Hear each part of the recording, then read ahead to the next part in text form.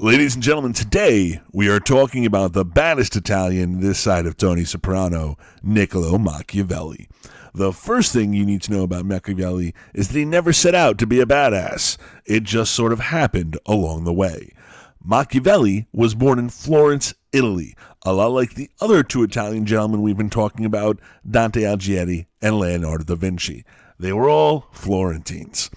Dante was alive much earlier, but Leonardo and Machiavelli are living in the same time period, and on occasion their paths may have crossed. We need to remember that Italy is not this unified country that looks like a boot that we think of today. At the time, it was broken into various city-states, like Florence, Venice, Naples, Milan, and of course, Roma. That one's controlled by the Pope and the Church. They're all vying for power and variously aligning themselves with other European countries. When Machiavelli is a young man, the Medici family controls Florence. They are some of the original gangsters of Italy. They were businessmen, politicians, and military leaders, but they also could just be straight-up thugs. The Medici are overthrown in 1494. A new government rises, and new people come into power. Machiavelli begins to work for this new government and quickly rises up the ranks. Machiavelli's responsibilities as a government official vary. But no matter what he is doing, he is watching, he is observing. He is already a writer, a poet, a playwright, but he's also a philosopher of sorts. And as he observes the successes and failures of government and leaders around him, he is storing it all away so that he can use it later. At one point, he is even responsible for the Florentine militia, another experience that will influence his political thinking. He has witnessed the convoluted brilliance of the Medicis, the ruthless efficiency of the Borgias, and the conniving manipulation of the popes in Rome, and he is sorting through it all in his head as he becomes more and more important. And then things go wrong. In 1512, the Medici return to power. They don't like anyone who has worked for their enemies, so Machiavelli finds himself out of a job, and soon after, charged with conspiracy. He is imprisoned and tortured, but eventually released, and much like Dante, sent into exile. He retreats to his farm estate about 7 miles outside of Florence. Now, 7 miles might not seem like much, but in the early 1500s, it was the difference between being famous and forgotten. Machiavelli stewed and waited, and like Dante before him, used his exile to write what would become his most famous work, The Prince, a treatise on what it takes to take power and keep it. Now, The Prince isn't very long as a text, but it can be really complicated. So I'm going to bring in some outside sources from YouTube to help you understand the most important parts of Machiavelli's work. This is going to be the longest Ed puzzle that you have to do this year, most likely. So try and pay attention and try to keep up. Let's first take a look at an overview of The Prince. A nation-state can either be a republic or a principality, and either old or new. An old hereditary state that has been passed down the generations is easy to rule, but taking control and then holding on to a new state is difficult. The difficulty is reduced if you personally supervise it. An old hereditary state, such as a monarchy, can be taken by destroying the entire royal family. This is what Alexander the Great did to conquer and hold on to the Persian Empire of Darius III. However, states that are used to freedom must be crushed. For those who are not yet princes, it is possible to rise to become one by carrying out 2 steps. Follow the example of those in the past who saw their opportunities, and be well armed. To keep hold of a new state securely, all resistance must be destroyed by using cruel, swift and firm methods, but then benefits to the people should be given gradually. A prince must win the favour of the people and dispel any hostility, but he will only be truly secure when he can raise his own army to defend against all comers.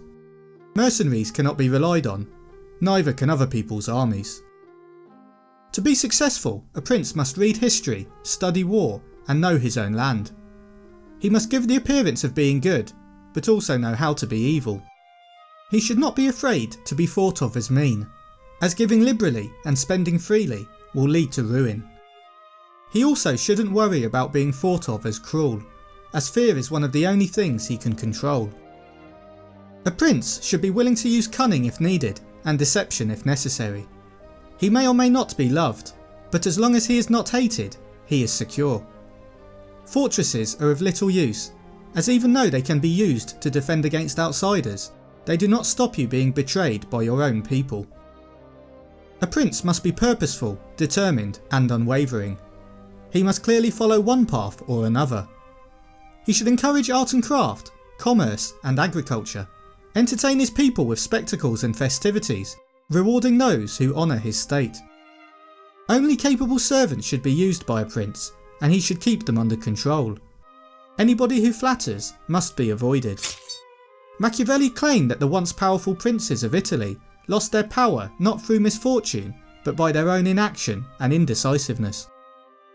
Fortune directs half of our actions, but the other half is left for us to direct through hard work, cautiousness and virtue. Fortune needs to be beaten and dominated. It is often like a torrential river that cannot be stopped, but during periods of calm, preparations can be made to control and minimise the damage. Machiavelli concludes by stating that a leader is needed that will follow the advice in the book, to conquer Italy and free her from the barbarians. When discussing whether it is better to be feared or loved, Machiavelli talks of two great military leaders, the Roman general Scipio Africanus and the Carthaginian general Hannibal. Scipio was seen as a great commander and was held in high esteem by his men, but even though they respected him, they did not fear him. Machiavelli said that one of the implications of having such a reputation was that Scipio is limited in the range of actions available to him. Some military and political strategies and tactics he could not use, as it would damage his reputation, which was seen as spotless among his soldiers and the wider population. While he was in Spain, the troops under Scipio's command rebelled. This mutiny occurred because of the discipline being too slack rather than too tough. Scipio was not willing to punish them for their behaviour. At the time, when Rome was a republic, kindness, generosity and showing mercy were seen as virtues rather than faults. Scipio was forced to be merciful in this situation to keep himself popular as a leader. This led to his army not fearing him as much, and as a result they were more prone to mutiny. By enforcing some forceful discipline and instilling some fear into his men, he could have brought them under control, but he didn't, and Machiavelli criticises him for it. No prince should mind being called cruel for keeping his subjects peaceful and loyal. Hannibal was described as a cruel leader by Machiavelli, who believed this character trait was an asset in his position. The general's army was far more diverse than Scipio's, and they travelled a further distance to foreign lands. To avoid internal conflict and mutinies amongst the troops, a feared but respected leader like Hannibal was needed. In The Prince, Machiavelli argued that it was better to be feared than loved, and in this regard Hannibal had a strong advantage over Scipio. His ability to instill fear into his men and followers helped him to command a huge army and an expansive empire. Among the wonderful deeds of Hannibal, this one is enumerated, that having led an enormous army, composed of many various races of men, to fight in foreign lands, no dissensions arose either among them or against the prince, whether in his bad or in his good fortune. This arose from nothing else than his inhuman cruelty, which, with his boundless valour, made him revered and terrible in the sight of his soldiers, but without that cruelty, his other virtues were not sufficient to produce this effect. Being brave or good at your job as a leader or boss is not enough to secure the loyalty of your workers. Strength and discipline is required to keep them under control. Good leaders are admired, but strong leaders are obeyed and respected. Being over-compassionate enables unrest and disorder. Louis XII invaded Italy in an attempt to get a foothold in the country. Italy at the time was not a united land and was made up of several city-states. Louis first conquered Milan before continuing forward into Florence and Rome. Wishing to then conquer Naples, Louis allied and received help from the Spanish and divided the Kingdom of Naples with the King of Spain. However, the agreement did not take long to fall apart. The next few years saw the Spanish fight against the French and successfully take Naples from the French king. Ferdinand II said of Louis, "The King of France complains that I have twice deceived him. He lies, the fool. I have deceived him 10 times and more." Machiavelli believed that the attempt to take the Kingdom of Naples was a mistake by Louis XII. If France could have attacked Naples with their own force, then they should have done so, But if that was not possible, then they should not have divided the kingdom. Louis should not have conquered lands that could not be kept. Machiavelli believed it is natural for us to acquire power and the riches and admiration that come with it. No criticism should be aimed at leaders for that. But when you attempt to acquire something and fail to do so, criticism and blame is fully deserved. Machiavelli shows his cynical realism by stating that success is generally socially approved, regardless of the means used to achieve it, even if the means are immoral and cruel. Conversely, failure is generally socially disapproved, even if it is as a result of your good qualities. The Romans ensured that they did not increase the power of anyone but themselves. They conquered neighbouring provinces and kept hold of them by following these policies Machiavelli highlighted. Indulge the lesser powers without increasing their power. Put down the powerful. Do not allow foreign powers to establish a reputation. This combination of acts would leave the Romans with more power than they had before, and every other group with less power or no more power than they previously had. So Machiavelli encourages princes to establish alliances, but warns not to make those allies too strong, as they can and will turn on you at some point. Machiavelli neither praises nor condemns the method of grabbing power through wickedness. He simply states that this tactic is criminal and dishonest, but ultimately works. Ignoring morality and only concerned about efficiency, Machiavelli believed there are good and bad ways to be cruel, and sometimes force or violence is needed to secure your position as a prince. However, once that has been achieved, you must stop and let the situation heal. A good act of cruelty has to be done all at once and then immediately end, without the need for any further crime. A bad cruelty is one that becomes a messy business by requiring repeated criminal behaviour. By continuing to inflict pain and suffering on the people, they will never support you. So it should be noted that when he seizes a state, the new ruler must determine all the injuries that he will need to inflict. He must inflict them once for all, and not have to renew them every day, and in that way he will be able to set men's minds at rest, and win them over to him when he confers benefits. Whoever acts otherwise, either through timidity or bad advice, is always forced to have a knife ready to his hand, and he can never depend on his subject because they, suffering fresh and continuous violence, can never feel secure with regard to him. The long-term success and security of the state was Machiavelli's main concern. For this reason, despite using a similar method to gain power, he believed Agathocles' use of violence may have been justified, whereas Oliver Otto's was not. Agathocles ended his use of force soon after he took control, once he had established order and secured the state. As a result, the local population supported him, and they helped save the state against attackers. Agathocles' evil acts saved the state, and ultimately benefited the people. Therefore, for Machiavelli, the ends could justify the means. Oliver Otto, on the other hand, continued to behave in a cruel and wicked manner. Because of this, the people of Fermo did not support him, and did not defend the city against opposition. By being unable to save the state, Oliver Otto's behaviour was not justified, and the ends could not justify the means. The ultimate goal for Agathocles was the greater good of the state. Oliver Otto's only goal was to better himself. Villains are able to hold power successfully by exploiting their crimes well. Failure to act swiftly and decisively will mean you'll always have to be on your guard, as someone can be plotting against you. Machiavelli's lesson for a prince is this: commit all your cruelties at once. That way less overall offence is taken by the victims, as each separate crime or injury is felt less. A swift decisive strike is less painful than 1,000 small cuts. Conversely, distribute benefits to people over time and in small amounts, ensuring they're appreciated more. By giving out too much at once, people will expect more later. Violence must be inflicted once for all. People will then forget what it tastes like and so be less resentful. Benefits must be conferred gradually, and in that way they will taste better. So how should a prince conquer a new state? According to Machiavelli, he should eliminate the entire old ruling family. This will remove the greatest threat to power. In the Russian Revolution of 1917, the Bolsheviks, led by Lenin, not only executed the Emperor of Russia, Nicholas II, but also executed Machiavelli's tactics by murdering his entire family. If you inflict small or non-lethal injuries on your rivals, you run the risk of angering them but not removing the problem, which in turn could encourage and allow them to seek revenge. A prime example of this was the battle in China between the nationalists and the communists. The nationalists had the smaller Red Army on their back foot.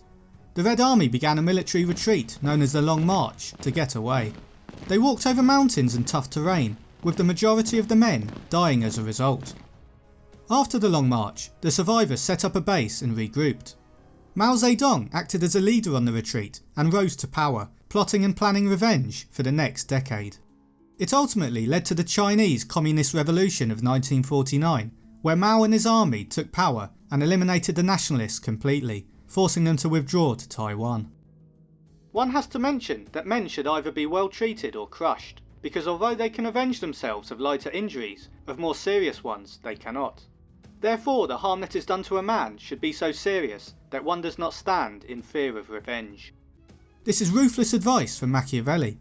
It uses logical reasoning but lacks any consideration of ethics. His binary choice for leaders of treating people well or destroying them is cynical realism, as anything in between could create strong enemies.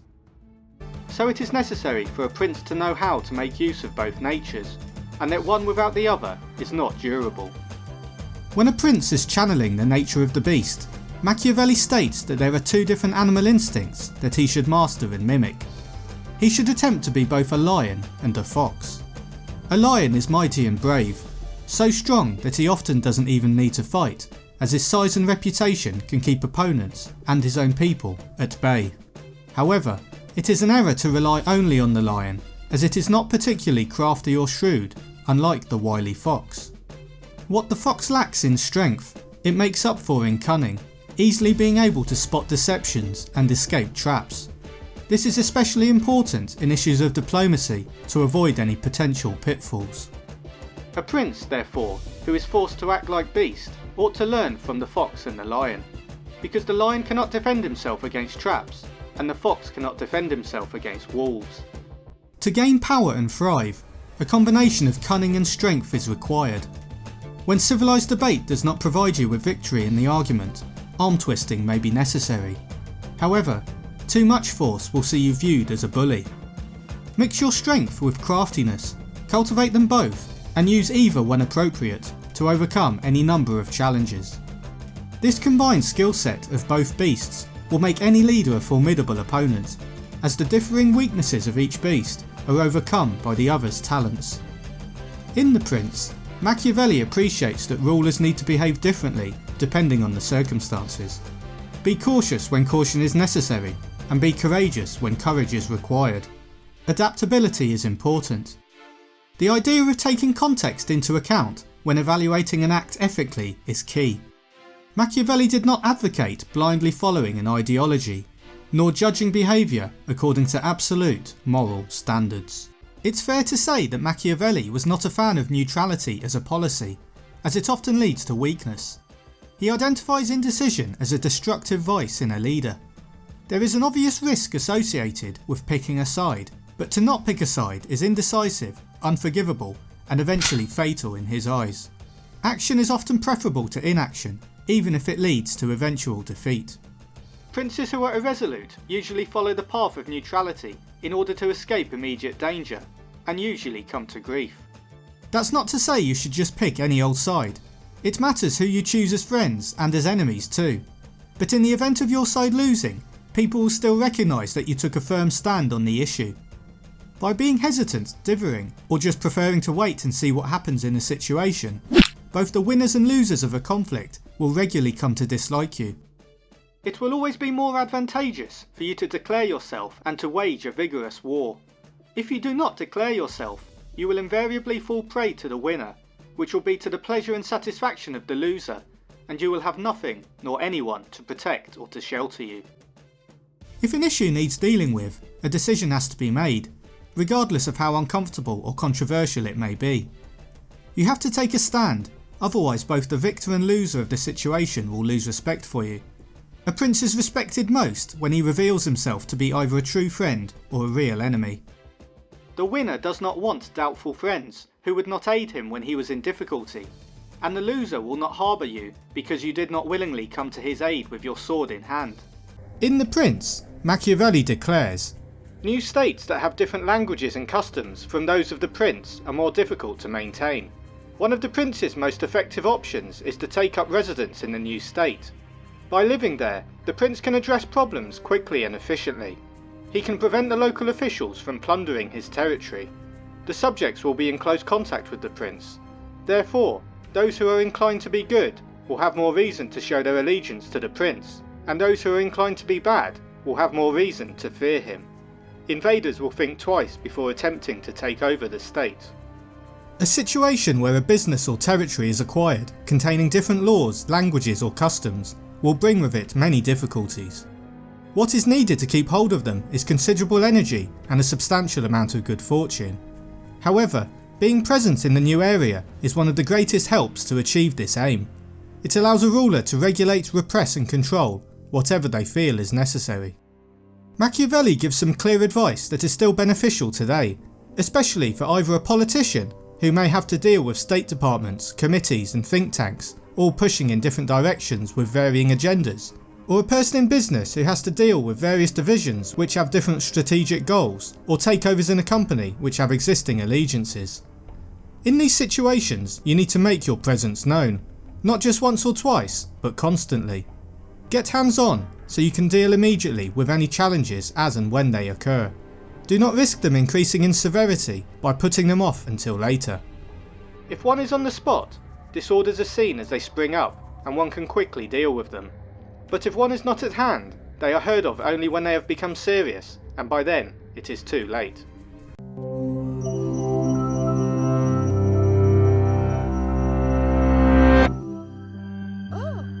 From Shakespeare's plays to modern TV dramas, the unscrupulous schemer for whom the ends always justify the means has become a familiar character type we love to hate. So familiar, in fact, that for centuries we've had a single word to describe such characters: Machiavellian. But is it possible that we've been using that word wrong this whole time? The early 16th century statesman Niccolò Machiavelli wrote many works of history, philosophy, and drama, but his lasting notoriety comes from a brief political essay known as The Prince, framed as advice to current and future monarchs. Machiavelli wasn't the first to do this. In fact, there was an entire tradition of works known as mirrors for princes, going back to antiquity. But unlike his predecessors, Machiavelli didn't try to describe an ideal government or exhort his audience to rule justly and virtuously. Instead, he focused on the question of power, how to acquire it, and how to keep it. And in the decades after it was published, The Prince gained a diabolical reputation. During the European Wars of Religion, both Catholics and Protestants blamed Machiavelli for inspiring acts of violence and tyranny committed by their opponents. By the end of the century, Shakespeare was using Machiavel to denote an amoral opportunist, leading directly to our popular use of Machiavellian as a synonym for manipulative villainy. At first glance, The Prince's reputation as a manual for tyranny seems well-deserved. Throughout, Machiavelli appears entirely unconcerned with morality, except insofar as it's helpful or harmful to maintaining power. For instance, princes are told to consider all the atrocities necessary to seize power, and to commit them in a single stroke to ensure future stability. Attacking neighboring territories and oppressing religious minorities are mentioned as effective ways of occupying the public. Regarding a prince's personal behavior, Machiavelli advises keeping up the appearance of virtues such as honesty or generosity, but being ready to abandon them as soon as one's interests are threatened. Most famously, he notes that for a ruler, it is much safer to be feared than loved. The tract even ends with an appeal to Lorenzo de' Medici, the recently installed ruler of Florence, urging him to unite the fragmented city-states of Italy under his rule. Many have justified Machiavelli as motivated by unsentimental realism and a desire for peace in an Italy torn by internal and external conflict. According to this view, Machiavelli was the first to understand a difficult truth: the greater good of political stability is worth whatever unsavory tactics are needed to attain it. The philosopher Isaiah Berlin suggested that rather than being amoral, The prince harkens back to ancient Greek morality, placing the glory of the state above the Christian ideal of individual salvation. But what we know about Machiavelli might not fit this picture. The author had served in his native Florence for 14 years as a diplomat, staunchly defending its elected Republican government against would-be monarchs. When the Medici family seized power, he not only lost his position, but was even tortured and banished. With this in mind, it's possible to read the pamphlet he wrote from exile not as a defense of princely rule, but a scathing description of how it operates. Indeed, Enlightenment figures, like Spinoza, saw it as warning free citizens of the various ways in which they can be subjugated by aspiring rulers. In fact, both readings might be true. Machiavelli may have written a manual for tyrannical rulers, but by sharing it, he also revealed the cards to those who would be ruled. In doing so, he revolutionized political philosophy, laying the foundations for Hobbes and future thinkers to study human affairs based on their concrete realities rather than preconceived ideals. Through his brutal and shocking honesty, Machiavelli sought to shatter popular delusions about what power really entails. And as he wrote to a friend shortly before his death, he hoped that people would learn the way to hell in order to flee from it. For another famous take on power dynamics, download a free audio version of The Art of War on audible.com/TED-Ed. Game of Thrones fans will be excited to hear a stirring narration from one of the series' most morally ambiguous characters. Can you guess who?